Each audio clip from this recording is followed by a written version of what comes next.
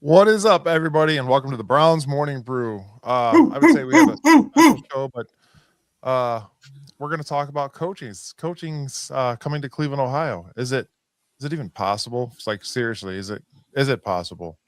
Is it not? There's always something going on with this team, right? And even in the off season, we seem to make everything become a hassle, and we're going to Do the talk about Browns that have to today. have a coach?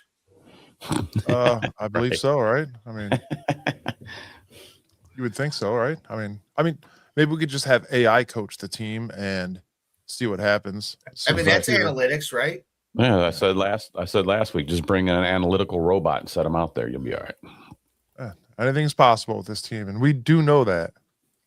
So yeah, there's some football left in the year, and the Browns are still making headlines. But guys, this weekend got some good football tomorrow. Patriots at Broncos and the Rams at Seahawks. You guys got any predictions for those? Who's going to be in the Super Bowl between the conference championships this weekend? Yeah, Go me and Gary both wanted Chicago, man, but I think them fourth quarter comebacks, man, it was too much for them. Because I remember Gary was on board with me with Chicago, but they had a heck of a season. My picks are it was going to be Patriots, Bears. Obviously, that hasn't happened, so I'm looking at Patriots, Seahawks. I think Denver with Bo Nix going down could be in a little bit of trouble. But Mike, like you said, was it Jared Statham, backup quarterback? I guess you said it's not a really bad quarterback, but we'll see. So I'm going Patriots this week, and I'm going to go Seahawks over Rams. And before I make those picks on there, I don't feel like enough tension has been brought to the bull crap ref call that was made in the Buffalo game. With that call and they called the interception. I mean, I don't know, man. That was a reception. And I don't know, but you take the ball, you catch the ball and you hit the ground. And someone's on top of you. That's a reception and you're down. And you at least look at that. You at least review that. And so I understand that Josh Allen is a guy that Josh Allen is a dude that takes a lot of chances. There were other turnovers in the game, so you can't necessarily say that this was it. But by God, to put the game in the hands of the officials like that,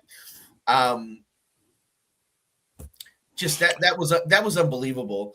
And McDermott loses his job over that. I mean, that call has ripple effects across the league.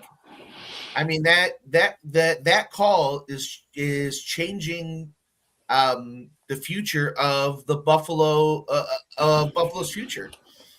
McDermott's going to be somewhere else next year, and someone else is going to be in Buffalo, and it changes the openings, and it changes everything.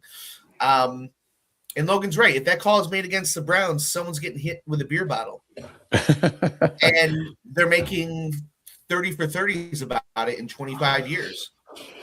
I mean, that was I don't know, man. That was ridiculous. That was a bad call to not even look at it. Yeah, that's what I was going to say. That's what I was going to say, because it didn't get reviewed, and that's playoff, man. It's playoff games. You got to take some of that's got to be taken serious. And we talked about it.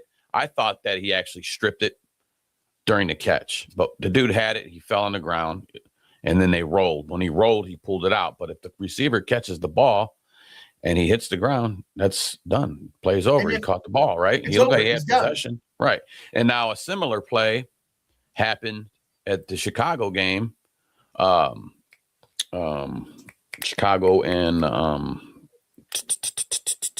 drawing a blank. Who did they play last week? They played LA? No. I think it was, man. Chicago and Seahawks? I can't remember. I think it was the Rams. But it was a similar play, and It was a Caleb Williams threw the ball. It was downfield. It was like a 30-yard pass play. The Rams. It was the Rams. The Rams. Okay, and it was like the same type of thing, but they gave it to the receiver. You know, it was almost like, well, if they didn't call it there, why is it? You know, I don't know. It was like the same type play. The receiver came down with the ball on the ground. A tie is supposed to go to the receiver, I thought. I know That's that baseball. Well, I know that a tie goes to the runner in baseball. A tie goes to the but if I know that the it's defender in the and the receiver comes down with the ball, a tie goes to the receiver. See, I don't know. I know that's in the end zone for sure. I know that that would go if there was like something like that happened in the end zone. That definitely goes to the receiver. Out in the field of play, I'm not sure. I don't. But I did hear it was a while back. There was a similar play with the Browns. I think it might have been when Chubb caught that one ball on top of the dude's head. But it was a play with the Browns in the end zone, and I remember them saying that. It was quite a few years ago. But they said any ball that's challenged in the end zone, that ball will go to a receiver. If there's like a tussle for it, they will give it to the receiver. Yeah, I mean, so I just, once again, it's like I hate when things go to the game is in the hands of the refs like that and not the players, and especially to a city like Buffalo. I know that like we hate their fans because they're obnoxious, especially when they come here. But just they are a city that just they haven't won just like we haven't, and to have that happen to them is just it sucks. The reason we don't like their fan base is because we claim to be the best fan base in the world, and they argue that, and we'll let them know with beer bottles. We don't like their fan base because they come here and get drunk and fight us. That's another tough. Well, I'm gonna say another tough one. That's why I don't like them. You want to punch each other? Yeah, they want to come here and punch us. That was tough for Josh Allen. I mean, the guy's a heck of a football player, man. And I seen in his press conference the dude was in tears, man. So that was a tough one. He felt like he felt that he let his team down. But he went out there, he balled out, man. It's just got to be frustrating because you keep getting so close, but you can't get to that next level in the playoffs for Josh. So it's. I mean, you're playing the elite. This is the time of year where you have to be on your best, and unfortunately, some teams don't do that, and the outcome could be the worst. And that just happened to be that day. Right? Yeah, like I said, Chicago's magic wore off. That was a hell of a play. Caleb Williams, it looked like he was going to get sacked. It looked like he dropped back like 15 yards, and he was able to launch it into the end zone to Cole Kmet. Which was weird because the safety or the DB was back there, and he just they were both like almost like basically standing in the end zone, and then the ball goes up and like Kmet turns around, goes to the corner and catches the ball. It's like what was the safety doing, bro? You were in there with them, weren't you, watching what's coming at you? But that was a heck of a play, man. But like I said, that fizzled out for him, man. You only have so many fourth quarter comebacks, and I think they were already at like 7 with the regular season, and they had the comeback game in the first playoff game. Now you want to talk about a hopeful fan base. Here's a comment from a hopeful fan base right now. Stiddy is going to be throwing tutties tomorrow. Go Broncos. That is a hopeful fan base tomorrow, man. So if you guys watch that Elway documentary on Netflix, you will give this team an opportunity possibly tomorrow. That was a great put together documentary. I will not lie about that. I was impressed with it. It was good. Just all about John Elway and the Broncos. And you remember guys that sitting there as kids watching this stuff. For sure. But John Elway hasn't played in 30 years. That's what I'm saying. But it's the culture that stayed there in Denver. I don't know, man. They you can say that all you want. He hasn't been there in 30 years. Talking about another tough break for a fan base, man. That was a tough break. And I don't even know. Did you see when he broke his ankle? It was like the last play. Yeah, it was like the last play too. He came off hobbling a little bit, but I mean, it probably still had adrenaline going. So when he came up off the sideline, he looked like to me, it looked like he was all right. But I'm sure he still had that adrenaline going. But I got that push notification. I was like, what? Yeah, after the game, I seen the same thing. I go, what just happened? I thought it was a hoax, but no, it wasn't. So, way to go out last, got your seasons. You're in the playoffs, and at the end of the game that happens, it's like, oh, man. Oh, go Army, beat Navy. So I got here real quick, Christopher. I have people in both Navy and Army, but my daughter's in the Navy, so go Navy. Anyways, go ahead, guys. Sorry. No, you're good, man. Yeah, how's she doing, Mike? Have you talked to her? She is good. She's actually getting ready to go to California to a Marine base, and she'll be working in the hospital there. So good for her, man. Glad she's doing good. She is a tough SOB, that's for sure. So notice how no Bronco fans blame Bosa for injuring Knicks. So I don't know if that's a shot at Browns fans for blaming Steelers, any of the Steelers for injuring Chubb or anything like that. But I don't know, man. I mean, here's the thing, though, is I don't think anybody really saw too much of there was nothing egregious, in that Chubb injury. That was egregious. The guy was the guy was hunting for Chubb. No. I'd still disagree with that. I don't think he was hunting for Chubb. It just happened to be a low tackle at the goal line, and it happened. But that's what I mean. You're in this instance. In this instance, your guys are playing in the playoffs. You're going to play tough and hard. I disagree, man. He was hunting for. Let me ask you this: was it Garrett's fault or Mason Rudolph's fault? Both. No, it was Mason's fault. It was Mason Rudolph's fault. It was one guy's fault. Yeah, but what do they always say? It's always the second guy that gets in trouble, right? Second guy that gets in trouble, man. Oh, right. Listen, that old saying, it takes two to tango. Neither of them were right with whatever. No, the one guy was, no, he was right. The only thing that he did wrong was he didn't take his head off with that helmet. There wasn't a decapitation on the field. That was the only thing that went wrong. While I agree, you can't afford to have your best defensive player come out for 8 games. It was an 8-game suspension after that, right? Can't have that, man. You got to be the bigger man, and you are the bigger man. So you got the pogo stick play when Felix Wright hit BB years ago, and he pogo sticked him. I call the Miles Rudolph thing. That's the whack-a-mole. That's the whack-a-mole play. heard around the world. Chuck E. Cheese was proud. Oh, Chucky was out there like, yes, that's great. All right. But yeah, instead of 5 weeks at Five Nights at Freddy's, they had to do 8 weeks at Miles. Oh, I like that. But yeah, I have Patriots and the Seahawks, and the Seahawks winning it all. In my opinion, that Seahawks defense, man. Yeah, they're pretty tough, dude. They're really tough.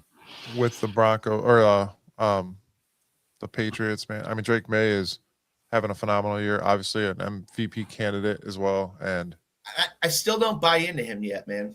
I don't either. Chad does hardcore. Chad really likes him. I think Angel really likes him, and I like him. But they're calling him Tom Brady, and it's only because of the logo on the side of his helmet. People, he's not there yet. I don't know if maybe he is. I don't know. It's just. I mean, he's there. If he wins the Super Bowl. I was going to say if he goes to the Super Bowl and wins it, I guess he's there. But he's there. It takes a whole team. He needs 6 more Super Bowls to be there. Well, if you get one Super Bowl, you're there. You're already there. I mean, if you have multiple Super Bowls, and then you got status. You're talking starting a dynasty over. But if you get to a Super Bowl, that's a big accomplishment, No, for sure, man. Absolutely. Right. This is coming from a guy that's a Browns fan that has never had a Super Bowl. You know what I mean? So we can't even get playoff wins, bro. That's man. Yeah, all these other teams. I mean, like Buffalo, for example, they're firing their coach because they can't get to that next level in the playoffs. I wish we had a problem like that. Oh, for sure, man. We're already in the problem. The last time the Browns had a divisional championship, I don't know, dude. I can't. There were no cell phones. You still had pay phones out there. I was 4 years old. I was 9. I don't think Logan was born yet. No, Maybe I don't Angel think he wasn't was. either. You know?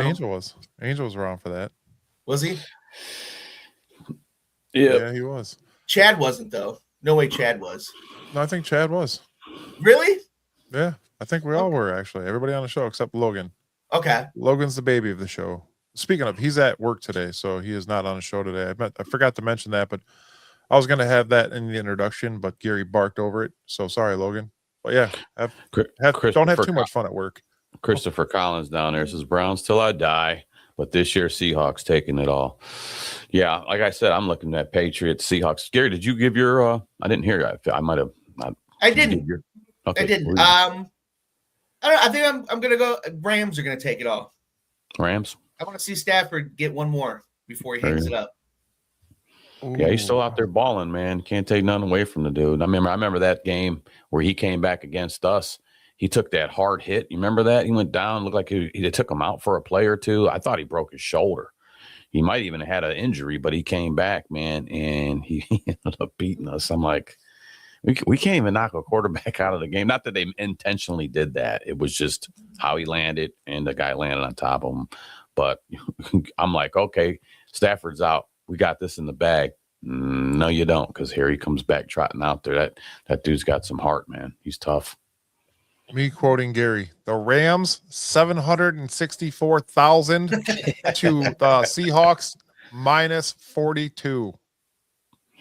That sound about right, guys? Yeah, that's probably what will happen tomorrow. I'm gonna go on Kashi, and do my bet. Oh, look at that! That's a shameless sponsor. Boom. So guys, we obviously know we are in the coaching deficit right now, and I'm going to call it a deficit because that's exactly what it is. I know Sam and myself are honestly over the whole coaching thing, and you guys are watching them just dwindle away. I'm going to go over something, and this is an overview on Google, so we're going to talk about the Rooney Rule first and get this out of the way, okay? So for the coaching thing, you have to at least have 2 face-to-face interviews with minorities or females. Failure to comply with the NFL's Rooney Rule, which requires interviewing at least 2 external minority candidates for head coach or senior bowl or senior football operation roles, results in severe penalties. As the commissioner discretion, consequences include significant fines. The Lions actually got fined $200,000 in 2003 for it. I'm sure that's much more now if you were to get fined. Loss of high value draft picks and potential invalidation of the hiring. You get financial team penalties. Teams could face substantial fines or forfeiture of draft picks. Hiring invalidation. The league has the authority to invalidate a coaching contract of the hiring process violated by the policy. Sham interview risks are conducting non-serious box-ticking interviews that meet the requirement that can lead to accusations of a mockery of the rule, as seen to the 22 Brian Flores lawsuit. I do not want to get into that on this show. Reputational damage. Teams may face public backlash and scrutiny for not acting in good faith to promote diversity in hiring. So we haven't. I guess we've had one minority. I don't know how we're going to count this, but it's not happening. Like the Miami Dolphins got their 2 over with and hired their head coach, and they're moving along now. Where we're down to pretty much 4 guys left for the job, and the possibilities seem to be endless. And there is one guy on our thumbnail that I did not put on there, and he was a Cleveland Brown at one point. Ladies and gentlemen, that is Todd Drunken Munkin. The Drunken Munkin. Man, I don't know, man. Isn't a munkin and a fish? A munkin fish or something? I remember Munkin City, like Munchkin City, but I just think he'd be a okay offensive coordinator. I don't know if I would put him up in a head coaching position, because as long as he's been in the league, I think he's like 60 years old now, and he's never had anybody. I could be wrong, but I don't think anybody's ever sought him as a head coach. So, and you've been in the league this long, and you don't have a head coaching position yet. Why would you want to give this old school cat a shot here. Offensive coordinator, okay, I like what they did with Lamar and how he was over there with Baltimore, but I don't know. I'm gonna make a plea with this organization. Can we stop rehiring people that we had in this organization, especially from like the times when like the worst, the word like this organization in the teens was the worst organization in the history of sports ever. We have 0-16 and the worst 1-15, like the worst. We need to stop revisiting this time. Stop looking for the. I understand there are time. I understand that the organization was so bad that like we couldn't do anything right, and you have coordinators that like left and did good stuff other places, right? But like, don't bring them back. This was not. I don't know, man. Stop trying to date your ex-girlfriends. Yeah, you know what? I'm with you. Stop it, man. I'm with you on that, Gary. I'm always like, so they got the Rooney Rule. We should have as a fan base, we should have the no retread rule. We're done. Once you're gone from the organization, I don't think we don't need you back, man. We already had you. We need some fresh new faces, maybe some young blood. If you left because we were successful and you got a promotion and we want to bring you back again, cool. If you left because this place was a dumpster fire, do not come back. Well, good luck to you, man. But like Mike McDaniel, I had him on my list as one of the top 3 just because I had to pick 3 coaches last week. But like, why would he want to come back? Why would you, if you're Mike McDaniel, if you're Todd Monken, other than the fact that you're not getting an interview with anybody else, why would you want to come back here? You remember being the offensive coordinator under Freddie Kitchens? He was a wide receiver coach. Wasn't he the offensive coordinator as well? Not under Cleveland. Kitchens? I don't believe in Cleveland he was. Whatever it was. He was a staff. You were a staffer under Freddie Kitchens. I thought he was the offensive coordinator. I don't know. I'm looking it up now to make sure. Yeah, look it up. Whatever he was. Yeah, wide receivers coach from 14 to 15, I believe. He was here for a year under the offensive coordinator was Kyle Shanahan at that time. No, man, but he was here under Kitchen. You're talking about McDaniel. I'm talking about Monken. Oh, you said McDaniel. I've gone back and forth. He went back to Monken on. Oh, I'm sorry. My apologies. All right, yeah, now I see what you're saying. Yeah, all right, I'm sorry. So why would you, if you're Monken, why would you want to come back? Even if you're McDaniel. McDaniel's the one that made the PowerPoint. If you were Monken and you're 60 years old, you're starting to get up there, money would bring you back. Yeah, but those guys are making good money. But if you get a head coaching job, you got a chance to make millions, man. For sure. So, but like, are you making that much more that like you're ready? I mean, this is your last job. This is your last job. Do I want the Browns to invest in a 60-year-old offensive coordinator? No. As a head coach? No. This is your last job if you're Todd Monken and you take the head coaching job. You are not going to coach after this. I'm going to after they fire you in a year. This is your last job. Quick Clips says not having expectations will mentally erode a fan base. Unbelievable. Quick Clips, I know you are a Shador fan and now a new Browns fan. But if you've been here since 1999 and seen what this franchise has gone through, you would understand why our hopes are little to none. We get hyped up every year to see complete failure happen right in front of us. So it's expected, but you know what? We're real fans, so we keep it real, and that's what we're going to continue to do, whether you like it or not, man. It's the way the cookie crumbles, man. But I'm not a huge fan of Todd Monken. Sorry. Christopher Collins says, they're seeing the Browns as a last-ditch effort, and that's what Monken is seeing this as, and that's not what I want. It brings it back, man. Who wants to come to this disaster? It's a disaster. Well, that's the thing is like right now, I don't think maybe a young guy will go, you know what? I get a chance that hasn't been a head coach yet, like a Dinsky or something like that. Maybe that can be enticing to them. Getting an opportunity to finally be a head coach, and maybe it's only like a 2-year deal to where they can go. But Sam, I don't think right now it is a disaster. I think that you got some stuff with Shedeur Sanders, but I don't want somebody here that was here when it was a disaster. No, I don't want this. I don't want this to be a disaster again.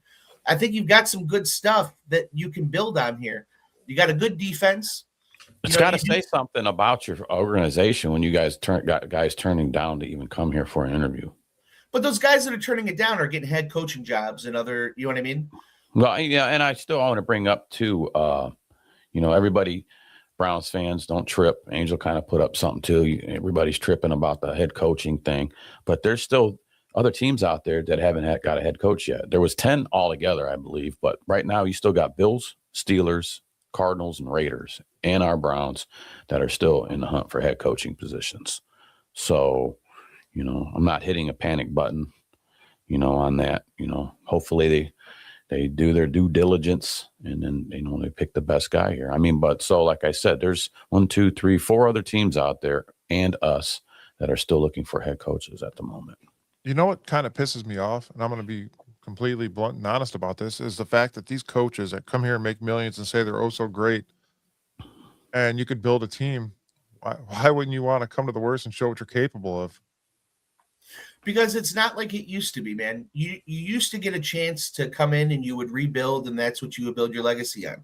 It is now you come in the NFL, dude. You get 2 years, you get a year or two, and then you're out, and then good luck getting another shot. It's not. That's not what it is. So we're the dumpster fire that brings people here to just end their careers, pretty much. Well, no, the NFL is a dumpster. The NFL is filled with dumpster fires, man. Or they do a halfway lightweight good job while they're here, and they go on to bigger and better grasses. Brighter glasses at some of these guys that are leaving here.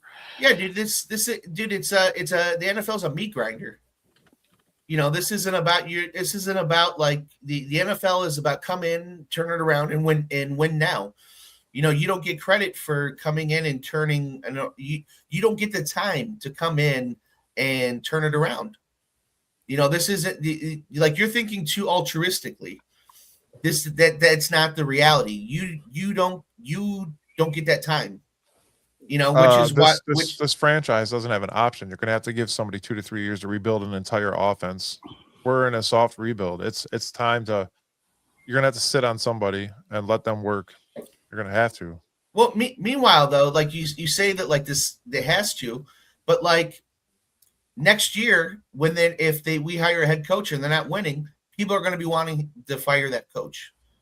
But yeah, people. It's still possible to find the right guy because it's happened. Okay, so we got Ben Johnson. Okay, over in Chicago. Before they hired Ben Johnson, the Chicago Bears interviewed 17 different people. Okay, that's a lot. And then they went on Ben Johnson. Now, Ben Johnson went there. He did great with Caleb Williams, and look where they were at. They were doing spectacular. So it is possible, It's almost like Jaden Daniels. You're getting that rookie quarterback that ended up shining that year. He was like, you're a diamond in the rough. So, like I said, Ben Johnson, they, after 17 different people ahead of him, they picked him, and look where they were at. So it is possible. But they had high draft pick quarterbacks that the organizations had to go with because of where they were drafted. We have Shedeur Sanders, who I believe in, and I think that they should go with. But he was but when it comes down to it, he's a 5th round quarterback that they're looking for an excuse not to go with. You know what I mean? Or maybe they we talked about it. Maybe they bridge him again, like they should have, and give him an opportunity to grow and develop, instead of just putting him out there. That opportunity's passed. He's on the field now. Well, I think Deshaun Watson's starting next year, but that's my opinion. Anything's possible. We don't know what's going to happen with the new coach coming in. I'm with you, Gary. I don't want it. I can't stand the guy. I really can't. I didn't like the whole trade. I talked about it many times. I'm done talking about it, but he's still on there. You still got to pay him. and they probably want to put him out there and get some kind of value out of him. He is the most expensive backup the NFL has ever seen next year. He's the most. Yeah. He is the most expensive backup. He is the number. And if you can get a number 2 guy to make him the number 3, he is the crazy expensive number 3 quarterback. And it's that bench he's riding's made out of gold. You know what I mean? I said it before, guys. I don't care, honestly, who is the quarterback next year. I want the best guy available on this roster, whether that be Deshaun Watson, whether that be Shedeur Sanders. I would like to see more Shedeur Sanders after this draft, see what happens. But whoever it is, whether or not we pick up a veteran, I don't think we're going to draft another quarterback, so we shouldn't have to worry about that. But with this franchise, again, it's something that's just always in the unknown. You never know what we're going to do. So, but I think going into next year with a new coach, I want to talk about a certain coach here first, and we're not going to say the best for last this show, but I think realistically, in my opinion, is the Grant Udinski coming in young. I'm so sick of we got to live the NFL stereotypes and bring in this old head that knows everything. And it's just never the case when you got this young kid that could read an offense and a defense phenomenally and is very, very smart and turn the Jaguars around, which was, now I'm not going to say a poverty franchise like we were, but they were not the greatest team by far. We've never had a coach that was.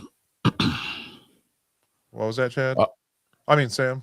I was going to say, because you said us fan. No, you said us fan, or some people want an old head coach to come in here. That's because we want to win, and we know if they're a proven coach, it's got wins. Because Browns fans, I don't know about you guys, we want wins now. We've been sitting around waiting and not getting any of that. So you're enticed by an older player like a Mike McCarthy. People have been throwing out John Gruden. A coach with a winning record, and I'm just using McCarthy as an example, but you want that. And he's a quarterback's developer. Maybe if you're keeping Shedeur, you want that, but you want to start winning games. They think that if we bring in an old head coach, we're going to start winning games right away, which I don't know. We don't know. It could work. It could not work.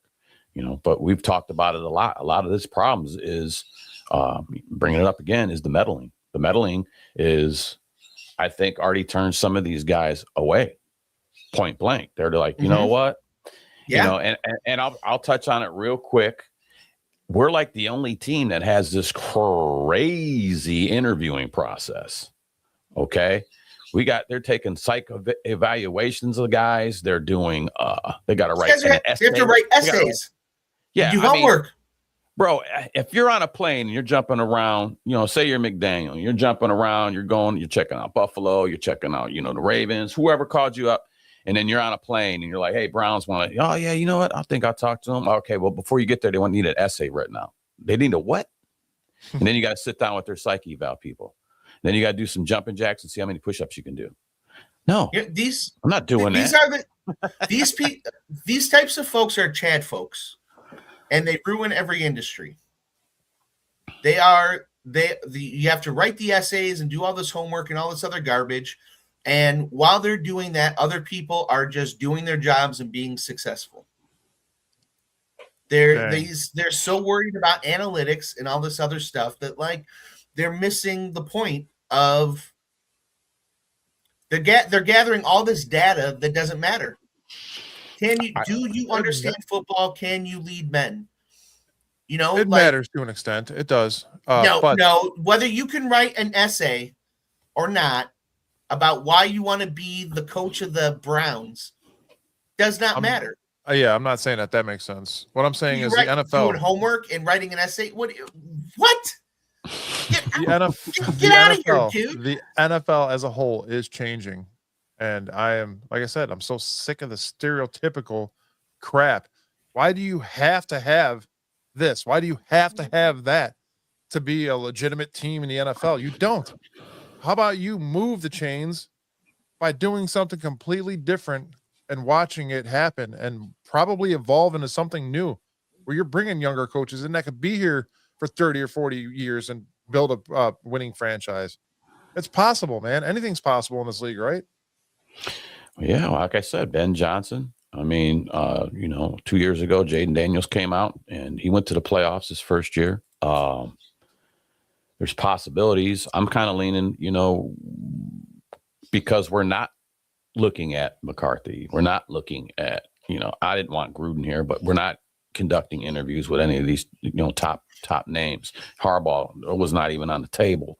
We're not. I'm going to write an essay. We're not doing that now. So what are we left with? Hey, I'm going to write an essay. Maybe it's time for a young guy to step up and step in there.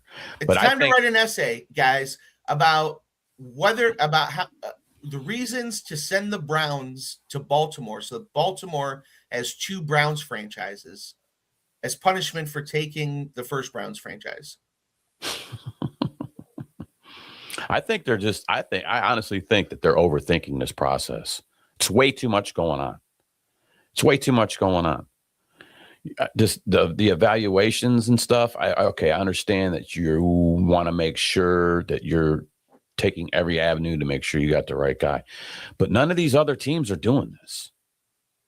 And obviously you have the biggest, your biggest analytics. When Podesta came here, they built that. That was a big framework. That was like their framework. Well, it's not working. It didn't work. So maybe don't do that no more. Simplify it and get you a coach. Quit messing around. It's crazy. McDaniel don't want to come. Well, I thought he said he was going to come back for another interview. Well, he said no, he's not doing an essay.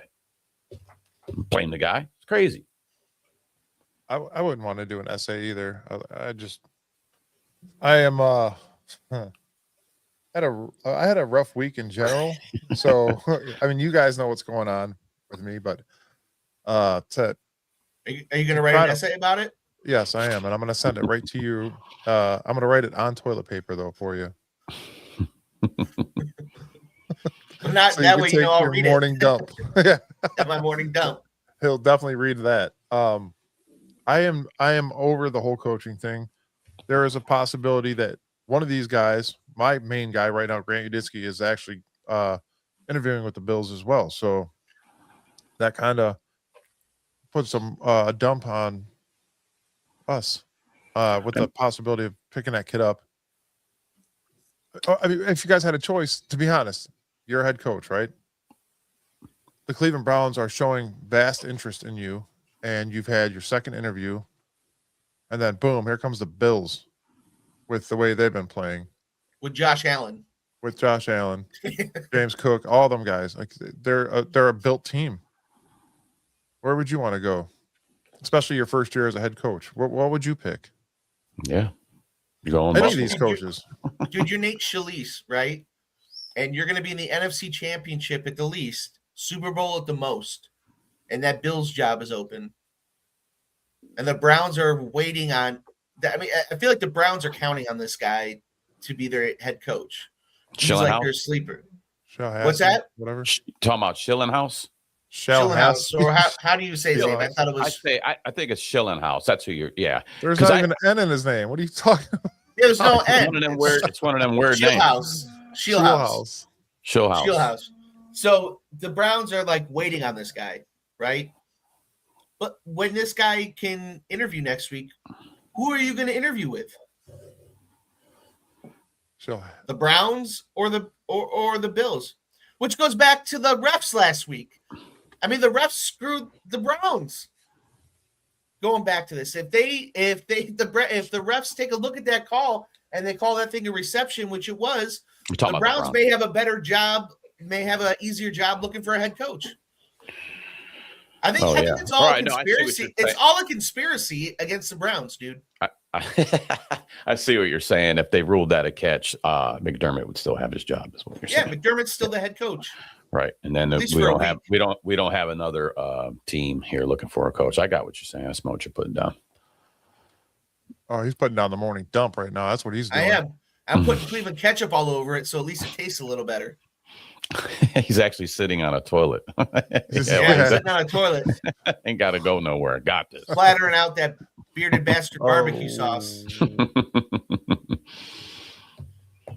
But yeah, you have also, obviously, the Ravens job is taken by Jesse Minter. So that was also one that just fell right off the shelf again. You have an opportunity to get somebody that shows some promise as well, but boom, the Ravens saw it and picked him up right away. Well, Not right away, but if you're that guy, if you're Minter, Browns, Jackson, Ravens. Browns, Jackson. Same thing's going to happen with Allen. Yeah, but you take the job that has the quarterback. Yeah, I mean, but here, I'm sorry, real quick. Jackson, okay, and then if you had to pick between a quarterback, Jackson and Allen, two guys that can't make it in the NFL. I'm sorry, in the playoffs. They make it to the playoffs, but can't make it. Well, they're very similar quarterbacks. They're two guys that they're two big. They're two linebackers at quarterback that get hurt. That either get hurt. So, well, they're a little different, right? So Jackson gets hurt because he's really a linebacker taking guys on, and then Allen is the same thing, but then he turns the ball over. So it's. But a lot of big time quarterbacks turn the ball over as well. So I don't know. But I would take either one of them. Lamar Jackson's a 2-time league MVP. I'll tell you what, you got to be able, like, if you can't take a 2-time MVP and figure out a way to win with him, that's not on the 2-time MVP. You got to figure out a way to win with him, and that's why Harbaugh's out. He had a great. Listen, man, Harbaugh's is a great coach. He was there 18 years. He won a Super Bowl. But you've got to, if you have a league MVP at quarterback, you have to figure out a way to win with him. Well, I agree. That's it. That's all. I agree, but if this is a kind of a hard pill to swallow as a coach, I mean, you have a quarterback that is good that could throw picks and he could run the ball when needed. He can get out of the pocket and make plays happen still, but since when is the coach throwing the ball? Yeah, but the coach is calling the play. Yeah, it's your job to execute the play. Yeah, it's still, you have to figure, you can't fire the quarterback, you fire the coach. That's the way it is. This is a double-edged sword argument. Either way it goes, it is. By far, it's a double-edged sword. It's either way, you're wrong and you're right, and you're right and you're wrong. So it doesn't matter for that question, to be honest. We could just move along. You're going to go back and forth on it, but that's what it is, though. Whether my opinion or your opinion or Sam or whoever's opinion, that's how it is, and that's why Harbaugh lost his job, and that's why McDermott lost his job, and these organizations will always pick the quarterback over the coach, especially if it's a young quarterback or a quarterback in their prime. They will always pick that quarterback over the coach because you can replace the coach, you cannot replace that quarterback. Right, and Lamar just got that big deal last year. He just got that big deal. They're not going to get, I'm saying they're not even going to even think about that. So, you're not going to. How many generations have we spent trying to find that quarterback? How many generations have we spent trying to find that coach? You don't even know, but you may or may not have had that coach, but you don't know because you never had that quarterback. You don't know. You never know whether you have that coach until you have that quarterback. The last quarterback I think that we had that was worth getting us going places and feeling like we're going to get to the Super Bowl was Bernie Kosar. That's how many moons ago was that? I think Vinny was, but they moved the team. They moved the team. They never had a shot. I think if you keep Vinny and Belichick together, and you let them mature together in the 90s, you had something together. But dude, you never, that's not the way things worked out, and you never know. But in another parallel universe, maybe that did happen, and then we have like 10 Super Bowl dynasty. So I don't know. That just never happens. No, not for us. Look at the Patriots. You lost Belichick. I'm sorry, you lost Tom Brady. Belichick stayed for how many years after that, and couldn't win after Brady left. And how many quarterbacks? But they had the coach. Have we had since '99? 40 something. Yeah, but that shows that like they had the coach, right? But they lost the quarterback, right? So you never know if you have the coach until you have the quarterback. You need the quarterback, and that's it. That's it. That's all. You always choose the quarterback, man. The quarterbacks are generational. Coaches, no matter how good they are, maybe in the 1960s and the 1970s, the coaches are generational. They're not anymore. These guys make millions of dollars. They choose whether or not they listen to these guys.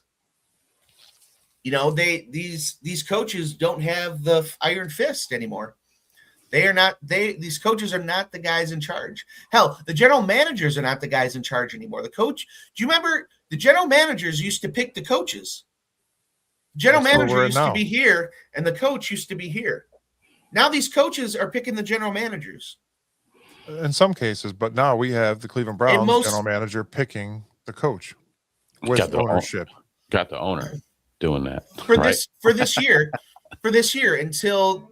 unless Andrew Berry, he doesn't have the draft picks correct, and then next year you're going to have him fired and the head coach picking the general manager. It's not a real structure here. It's not a real organizational structure.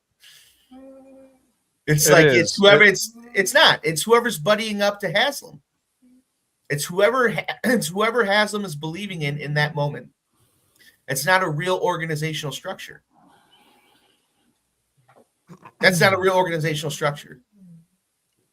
It's not real. If you work in any organization, you don't you may replace guys in the organization, but you don't just change the structure every time you change the person. You don't reorganize every single time. When we're in the shoes that we're in, and you have very little choice, it's almost like we're not out there picking. We got guys that might pick to come here. We've already had guys turn us down. It's millions of dollars, but you got no quarterback over there. You guys are just a losing record, and it seems like it's in shambles. It seems like it's a dumpster fire over there. So, like you said, who wants to come here? Minner went to. He said, "No, I'm good. I'll go with the Ravens. I'll go with Lamar." I would go with the old Browns too.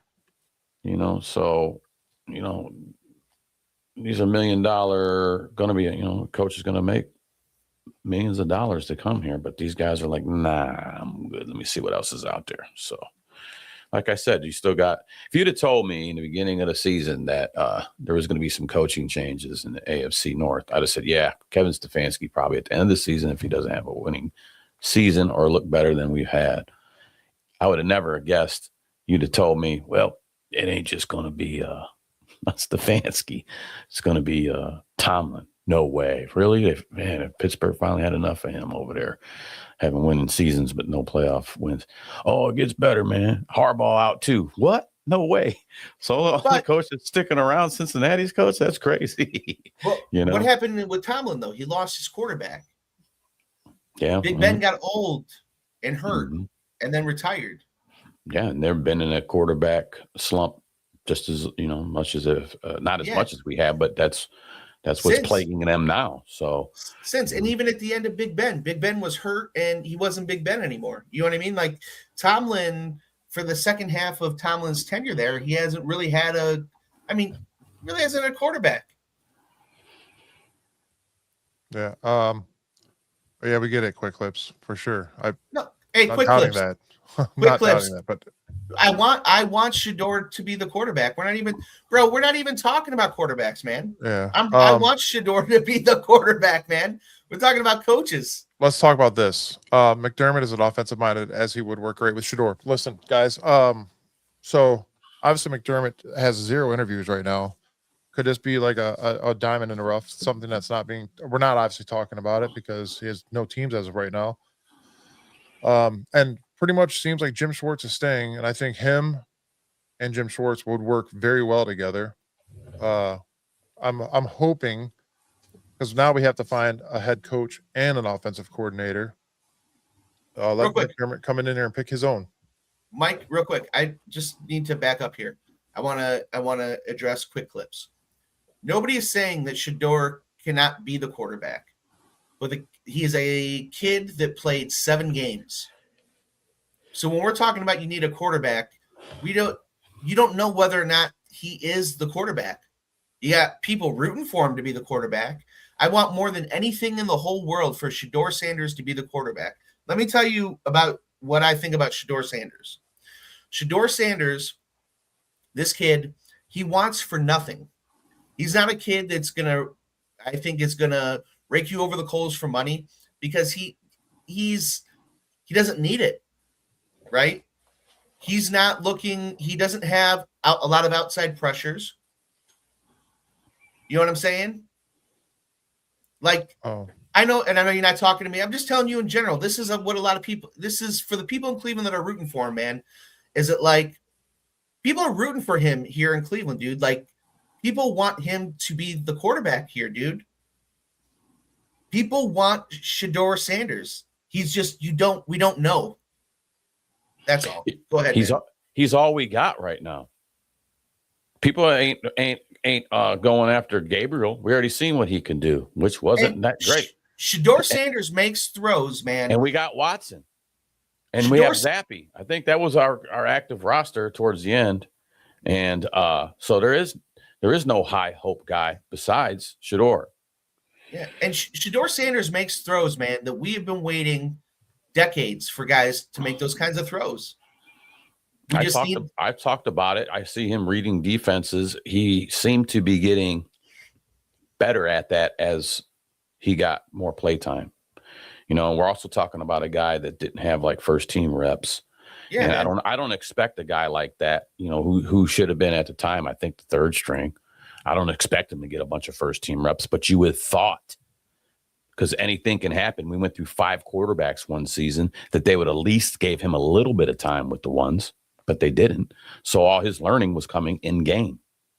So, and I feel like as I started watching him a little bit more, it looked like he was picking up more. He was getting used to the speed. Yeah. He was layering defenses with the football. Did you say layering? Oh man, never mind. Layering, like over the linebacker and you know, in front of the safety type stuff.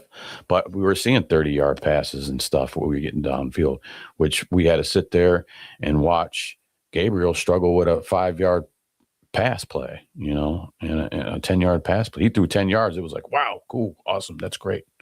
Well, according to some other people on the show, if you can't come in and adapt right off the bat as a rookie, you're not what they like to see. So well, it's because they're not ready. Well, dude, those people also want you writing essays. So maybe if Shedeur can write an essay about how to be a quarterback, he'll do better. Yeah, that's possible. But anyways, back to the coaching stuff before Gary rudely interrupted everything and went on a Shedeur rant. I think McDermott would be a great fit here. I would hope, if the possibility comes up, that he writes a damn good essay and becomes a Cleveland Browns head coach. As an offensive mind, I think that's great. I want an offensive mind. I would like, my personal opinion again, I would like Jim Schwartz to stay as the defensive coordinator. And I think he would work well with McDermott. And obviously people have the argument of, if Udinski were to come here, that he's such a younger guy than Jim Schwartz that it wouldn't work right. Well, get your head out of where and make it work. You have a job. I don't care if the kid's younger than you. Clearly, he might be better than you because you didn't do great in Detroit as a head coach. And I'm not saying he can't do it here, but bring on something new, guys. New. Yeah, that's not the way you go in. That's not the way you go into something like that. Stereotypically, you don't. Yes, but you don't. But you don't like. But you don't. That's not how you keep a guy here. You go, oh, you did garbage in Detroit, so you don't get the job, and you gave him the interview. You know what I mean? Like, that's what you needed to do, and you did that. Yeah, but that's not how you do that. At that point, it's like you pull him aside and talk to him like, hey, dude, you are doing great where you're at. We're going to keep you there. We're going to bring in this young blood kid. You could work with him. Let's make this work as a team. I don't know, man. If he is not the head coach, I don't know, man. He could be the next. He could be our savior and be the next McVay. That kid could, but I'm talking about what I'm brain farting now. Jim Schwartz. Like if Schwartz, I just don't know. Maybe Schwartz loves it here, man. But like if Schwartz is it, here's the thing: Schwartz is nobody's stopping him from getting head coaching interviews anywhere else, right? So, the Browns have him by the balls there in the way that like we're not going to let you go unless you are getting a head coaching position. So here, interview anywhere else. You interviewed with the Ravens, you can interview anywhere else. We don't have to let you go, right? But I don't think that like, I just don't know that you bring in somebody so young like that. I just don't know. I'm not saying that you don't. I just don't know that you do. I don't think that the Jaguars have the sustained success that this guy has. I just don't know if they have the sustained success. I think the Rams have. I think somebody under McVay, that's some sustained success that you could talk about bringing somebody in, and he's still young. Where did McVay start? I get it, but not everybody's McVay. That's a diamond in the rough that you can't. The exception is not the rule. Not everybody's Freddie Kitchens. Not everybody's Hugh Jackson. But Hugh Jackson's totally. Hugh Jackson was not a young guy. But the moment you start treating the exception as the rule is when you become the Browns. Exception is the rule of bringing in some old guy that's probably not going to work. Why not try something new? Like the guy from the Rams isn't the old guy? Well, what I'm saying is why not try something new and see if it works? What do we have to lose, guys? Literally, what do we have to offer a head coach? Hey, we have Myles Garrett and we have a top 3 defense. We have a new stadium coming. We have a new stadium coming. We have a rookie quarterback coming into his second year. Yeah, you have a lot. The thing that you don't have to offer is the poor history over the last 25 years, right? What you do have to offer is you do like this. You have a lot of money coming off the books. You do have what could be a bright future here. A lot of money coming off the books. We're in debt till 28. Yeah, dude, that's like yes. That's a lot, and that's coming up. Yes, and that's like very soon. Yeah, so build with what you have now. Some rookie head coach. But you don't want to do it with a rookie. In my opinion, you don't want to do it with a rookie head coach. You want to do it with somebody who knows how to build who knows how to build a winning culture, so that when that money comes off the books, you have a good culture. I'm willing to take the risk. I'm done with those. I mean, you are taking a risk no matter what you do. Unfortunately, Gary, it doesn't look like that's going to happen because all these top name guys ain't coming here. They're not even wanting an interview. That's what stinks. So it looks like we're left with younger guy coming up. That's what it looks like to me. I mean, we're not going to get a top name here. It's just not. It's not in the cards. I mean, within the last week, to me, it looks like that's been dwindling for the last 2 weeks. You're not going to get that. You're not going to get that. You're not going to get that. This guy don't even want to have a sit down. You might, like you said, McDermott's still out there. McCarthy's still out there, but I don't think that the Browns are going to go for them type of guys. I think they might want to go ahead and get a younger guy in here, and they want to pick the right younger guy. So. That are used to writing essays because they just got out of college. I don't know, but so I don't know. We're obviously all over the coaching hunt, and I can't wait for it to be over so we could actually have a show about one guy instead of talking about Five Guys burgers. I mean, Five Guys, other random dudes. I'm the one that's scared of the young guy. Quick clips.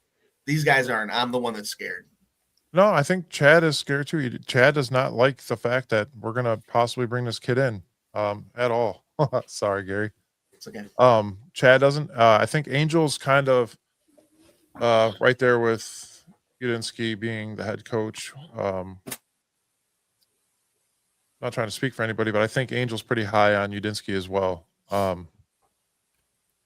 mean, The only thing we have to fix is an offense. Why would you bring in a defensive coordinator for a head coaching job when a team needs an offense?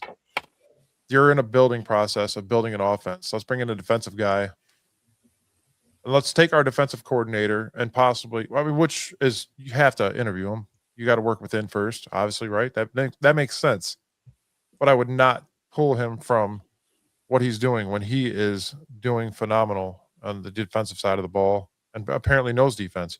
When you could bring in somebody like Udinsky that can read a defense and is an offensive mind. Just watch the Jaguars this year, guys. Offensive coordinator, he had a big role. You know who hasn't gotten an interview yet? Oh, Coach Prime.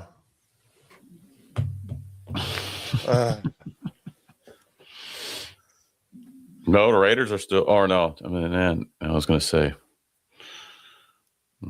Prime can go to. He can go to Atlanta, and then we can get rid of Shador, and then Shador can be a Falcon like his dad was. I'm already pretty sure he said he's going to stay at Colorado. I don't think that's even an option at the moment. But you never know.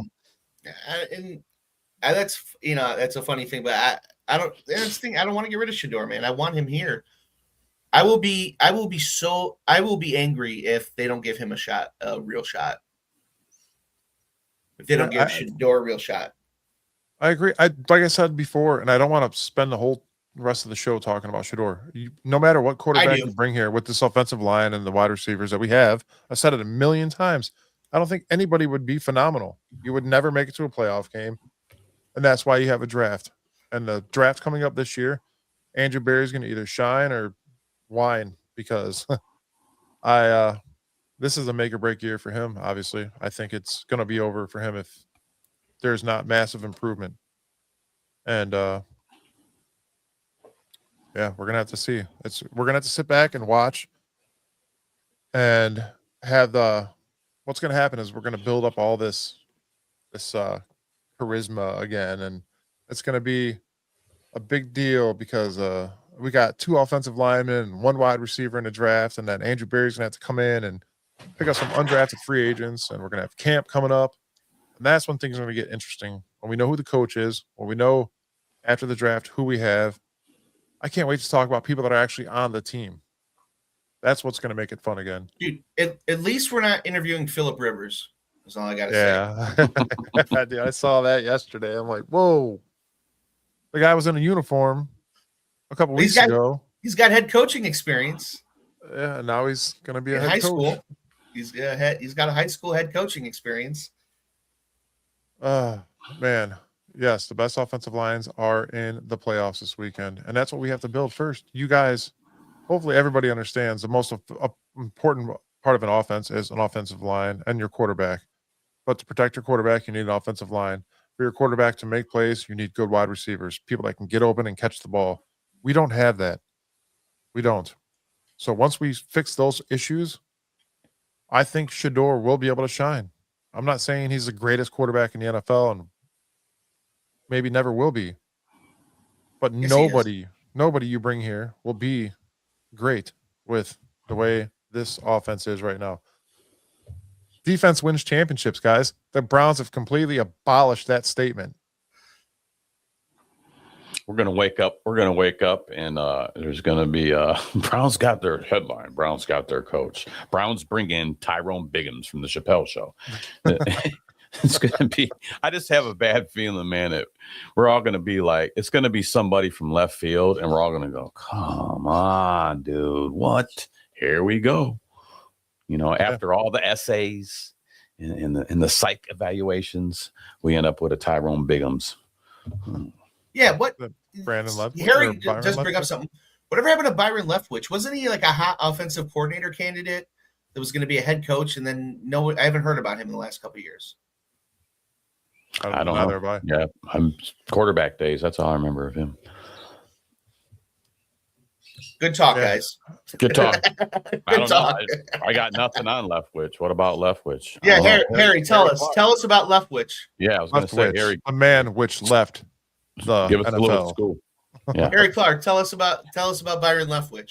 What happened to him? He's bagging groceries. I heard at Aldi's. I don't know. Oh, that's right. They don't bag groceries at all. You got to bring your own box. That's right. I just ring stuff up.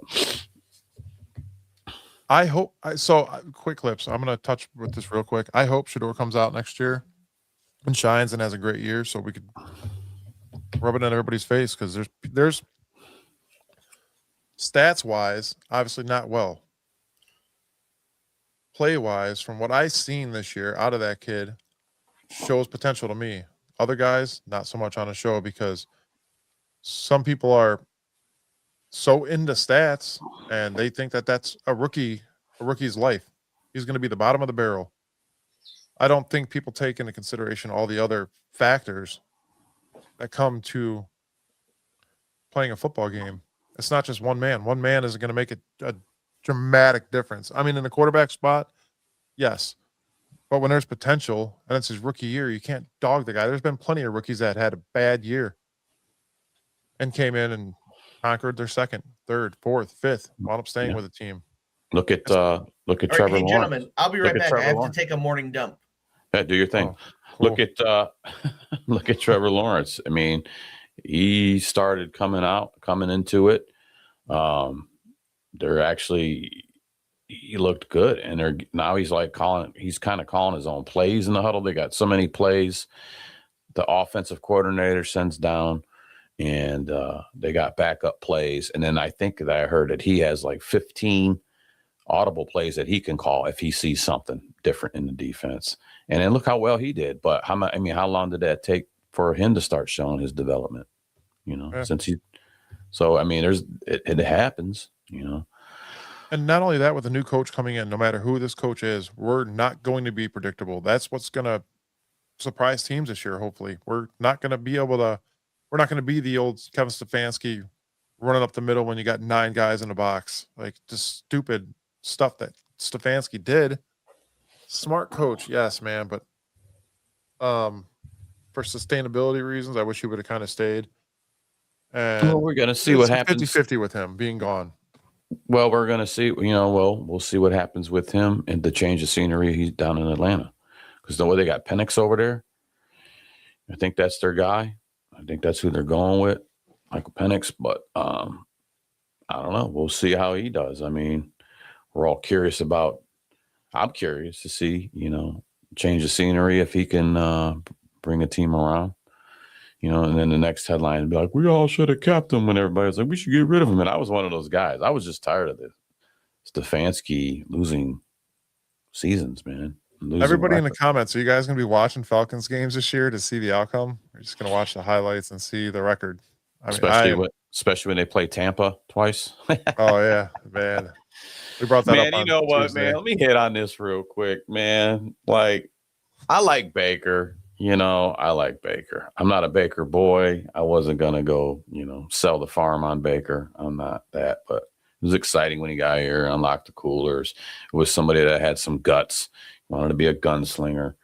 And then, Stefanski departs, and then Baker is like, you know what? I never was waiting for my text or my phone call. I never got that. I was expecting him to get a hold of me. And it's like, you know what? If you were so worried about it, one, why are you talking about it now?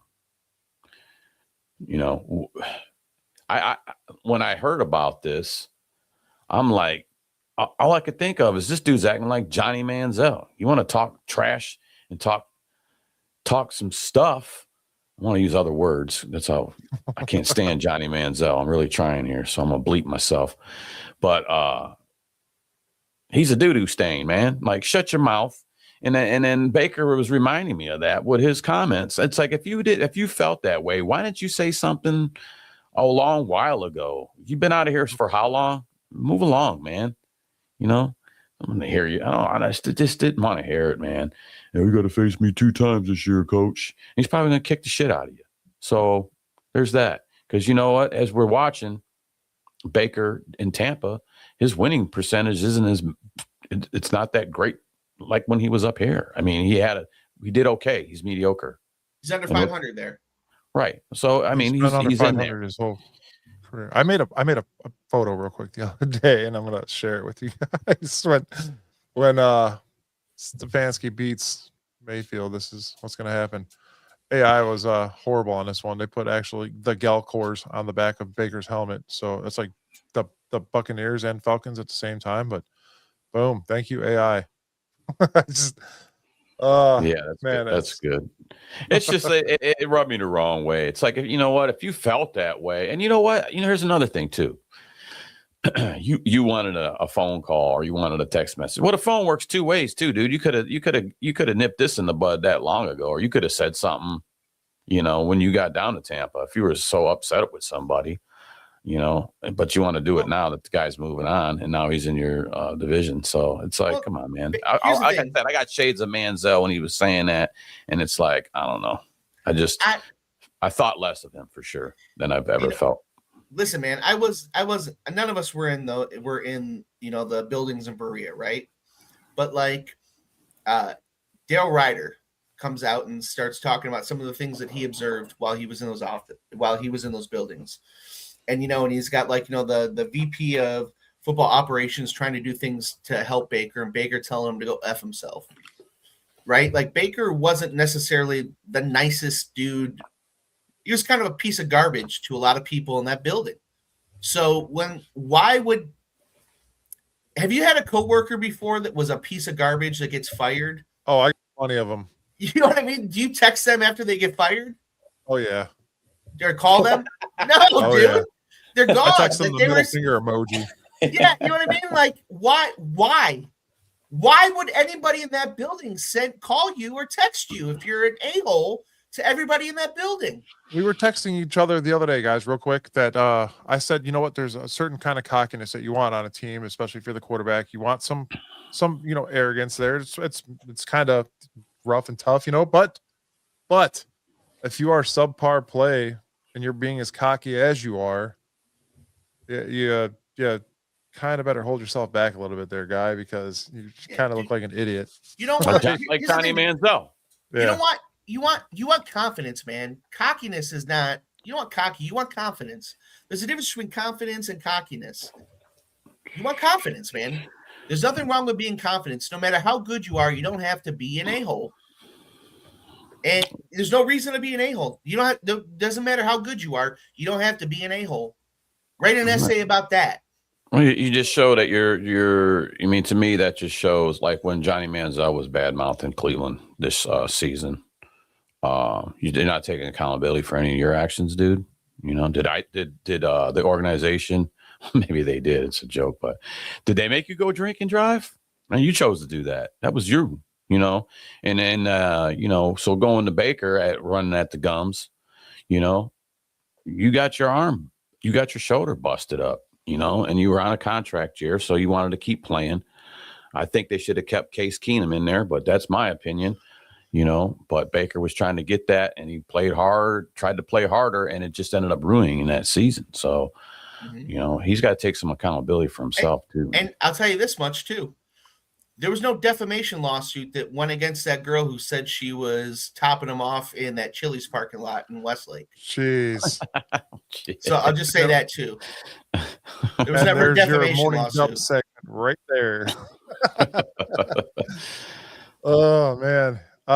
So obviously there's still Baker Bros here, guys. They still exist, and it's because the quarterback room since he's left has been completely annihilated. We could just say that, right? It's been completely annihilated, and I think people like the fact that there was some winning and what he did for this franchise, but we don't know what goes on behind closed doors, and there's a lot. Apparently, we're still seeing it today. So how do you it's hard to let somebody go that was winning the way we did it. I'll say that. Baker's bum shoulder screwed us in the end. It did, and he still wanted to play, so he kind of screwed himself, but he was trying to fight for that contract. I get it, man, but dude, you had ample opportunity to show what you're capable of doing, and you did it, and then you played injured, and Deshaun Watson just happened to be there. And again, I'll say this, I'll die on this mountain. I kind of praise the franchise for doing what they did with Deshaun Watson. Unfortunately, it backfired because our franchise is so bad. It backfired. Has our line been worse than we thought because Deshaun Watson was a top 5 quarterback or top 8 quarterback, whatever he was in Houston, until all the crap happened. He sat out a year, and then I mean, Cleveland Browns always bring the problem child, clearly, right? I mean, whether they be good or bad, we always seem to bring a problem child in with big contract. As a fan, I see into the crystal ball on this. You know, my outlook, bringing Manziel back up, but when I seen him come across the stage and doing the money thing already, I'm like, here we go. Yep, I already got my go with my gut. I had a bad feeling about the guy. All right, Deshaun Watson. Well, we already knew he was in legal troubles and he was going to have to sit out, and they paid him this big money, guaranteed it. Hats off to his agent, you know, but I'm like, why, man, come on, man. Why do we keep doing this? We keep bringing, you know, like the villains in here, man. And I don't like it, you know. I want some fresh pace. Let's go get a coach. Villains, man. Speaking of dude, I'm done giving my cat catnip. This dude just woke up, looked at me like he was gonna kill me, and then went right back to sleep. I think he's the villain of the house now, man. That was crazy. I'm sorry, guys. I was paying attention, but making sure I wasn't gonna get pounced on. Yeah, it's this year, guys, is going to be one of those years where, do you guys have hope right now? As of right now, is there any hope that you guys have going into this year? I mean, every year you have hope. You know, that you can't go into a year without hope. Otherwise, it's even if it's manufactured hope, even if it's hope that's against you know, everything that your brain tells you that you should have. You know, that's what hope is. That's what being a fan is that you have some sort of hope, you know. So I do have hope. You know, I see these other organizations that go from zero, you know, go from last to first, and worse for, and I hope that the Browns can be one of those. You know, I hope that Shador in an off season where he's going to be QB1 can figure out a way to do this thing. You know, I hope that they can retool this offensive line. They can use this draft that, you know, Barry did figure out. You know, you hope that Barry figured out the draft, that, you know, they do know what they're doing in this coaching search. But, you know, my hope versus what I think are two different things. I don't think it's going to happen, but do I hope? Man, I sure hope that it does, man. And I'm going into this season with the hope. And, you know, my hope is that the gap between what I hope happens and what I think happens closes. And it closes this way towards what I hope, you know? Yeah, I think if you don't have a hope going into a season, you're not a true Browns fan. As much as we've been let down, you still have that in you. Like, hey, you know what? This might be the one this year. You know, we always have that. And then we watch the draft. We see, I mean, well, let's keep it real. Because of Watson, we didn't have a draft for a while. So it was exciting to actually have a draft picks last year. And then to see guys that we got, and then to see those draft picks produce. That was a good draft class for us. So that was of all of the season that went to shambles, and I didn't think we were going to get past 3 wins. I was saying that the way it was looking, we took the, you know, a loss, a win, a loss to the Steelers. And then we beat the Dolphins that were already a crap team. I'm like, I don't think we're going to get another win this season, but we ended up getting that. 2 more just to mess up our draft selection. That's all.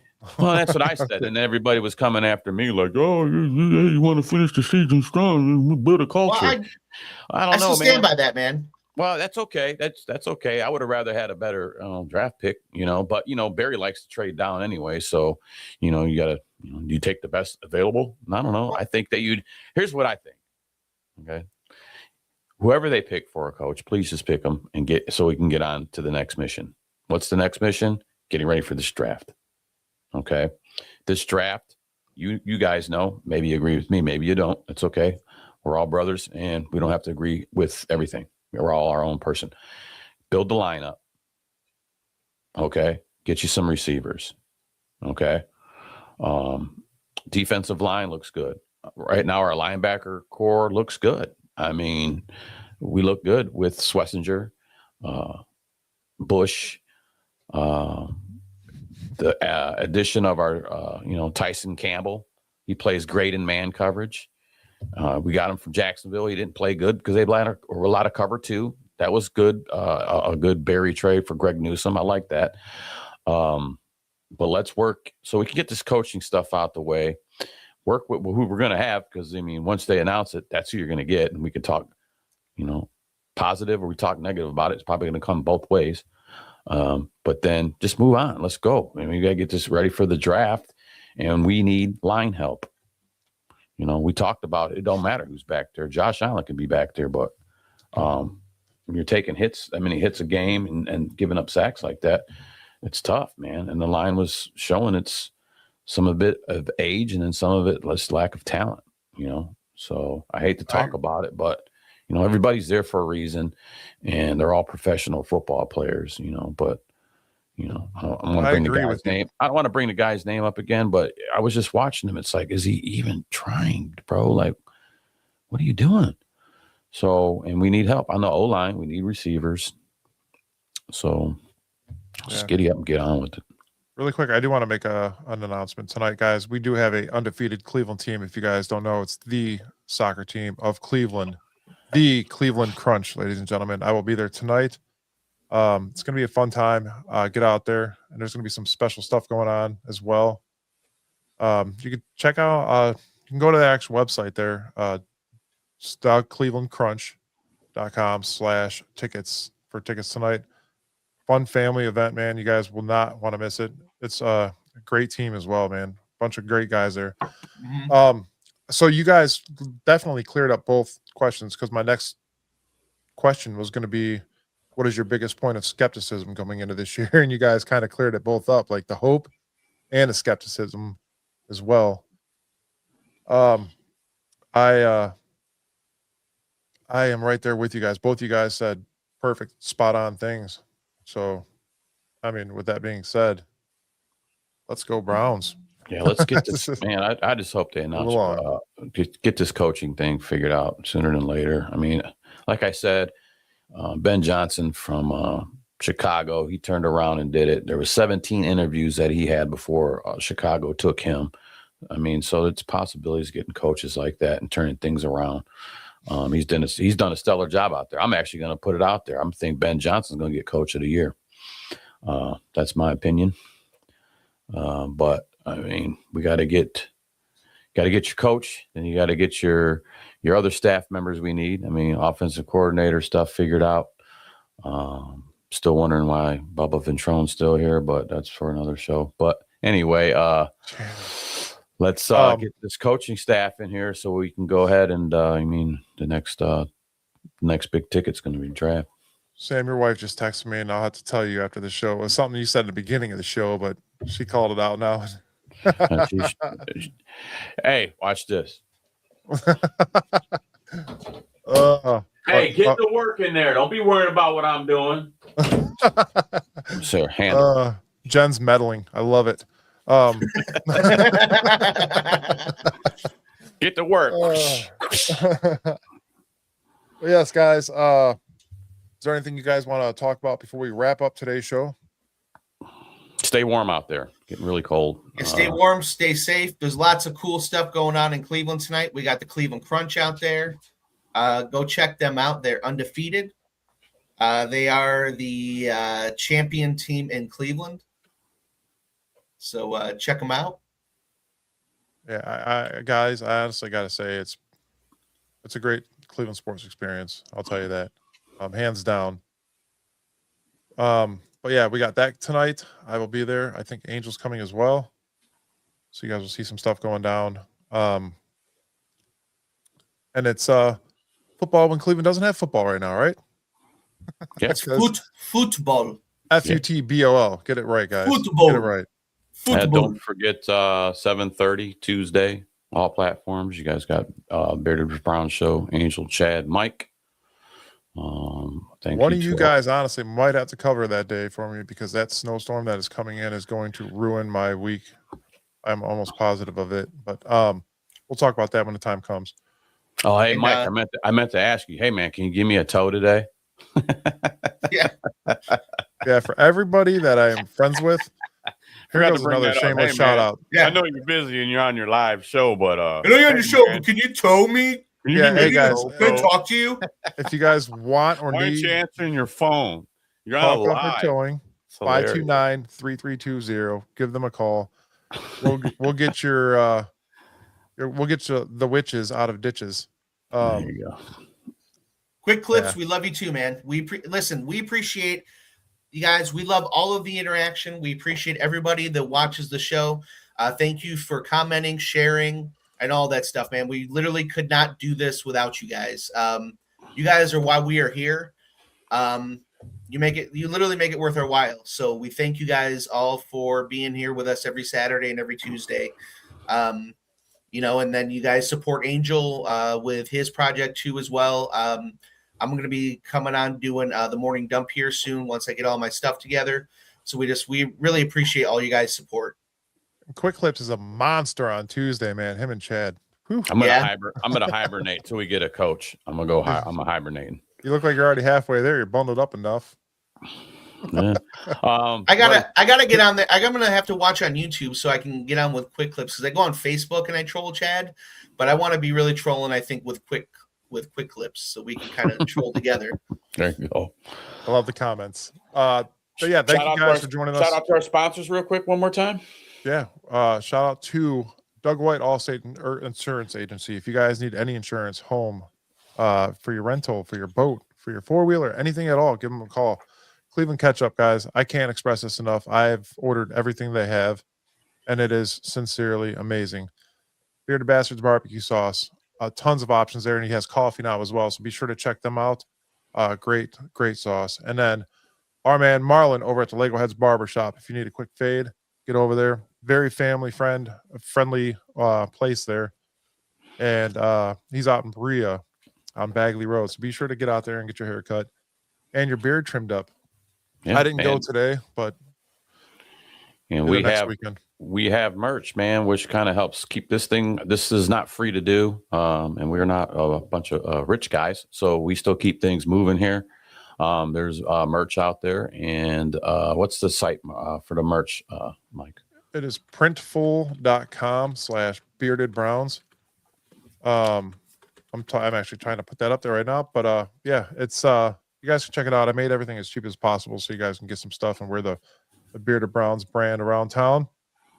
So feel free to check us out and give us help us out a little bit. Every little bit goes a long way, helps us run the show. We do appreciate you guys.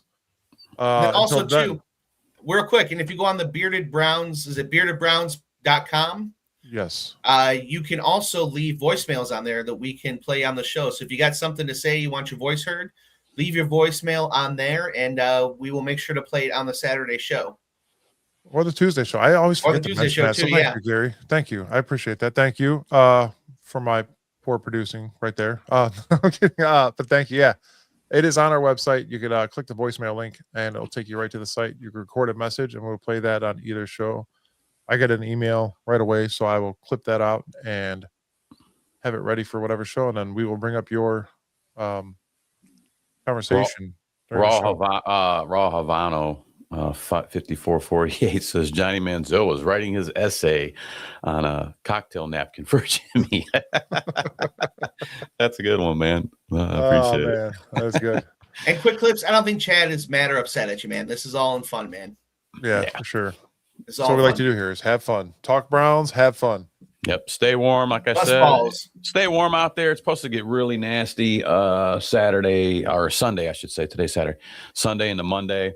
If you ain't got to go nowhere, stay home. Stay off the road. Mike knows. Half the people out there should probably not even been on the road that day. So he's out there, getting people out that are stuck, But if you want a family fun event tonight, go to the Cleveland Crunch game. You guys will not regret it, I promise. Yeah. That is all I got, guys. We're good? Yeah, we're good, man. Well, and if you guys know. Yeah, man. Maybe next time. I got time nothing. I was going to say, bye. Yeah, maybe next time we'll chat. We'll be talking about a coach that we picked up. That'd be nice, right? In a perfect world. But until then, dog check. Quoting Angel here, as always. Go Browns. Cool. See you guys Tuesday.